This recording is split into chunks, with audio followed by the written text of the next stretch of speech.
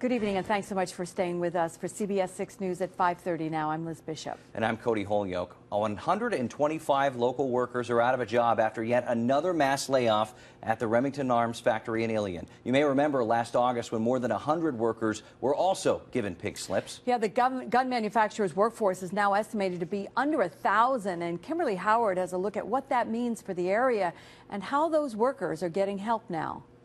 We're told those workers were given pink slips yesterday, and today employment specialists were inside working with some of those who lost their jobs, trying to help them get back to work as soon as possible. Remington has been very resilient since 1816. But in 2014, the iconic manufacturer moved several product lines to a new plant in Alabama. A few months later, more than 100 local layoffs. Now 125 more pink slips, forcing people to work elsewhere.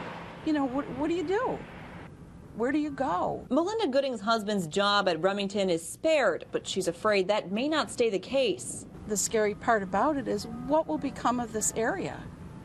You know, that's a leading major business. Ilion Mayor Terry Leonard knows all too well. He says not only do many people who live in the village rely on Remington for work, the village itself relies on Remington to work.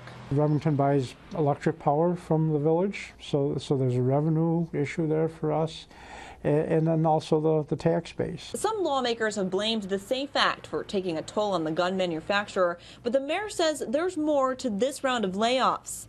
The SAFE Act is one of them, but I don't think it's the deciding factor. Meanwhile, Working Solutions is helping the newly unemployed write resumes, pitch their skills, and find new jobs. Still, those who rely on Remington for work are concerned. I would hope that it would stay, you know, for another couple hundred years. We reached out to Remington Arms several times today. We wanted to know if the SAFE Act was in fact the tipping point here. We also wanted to know if any of the workers who turned down job opportunities in Alabama were part of this most recent layoff. We never heard back. In Ilion, Kimberly Howard, CBS 6 News.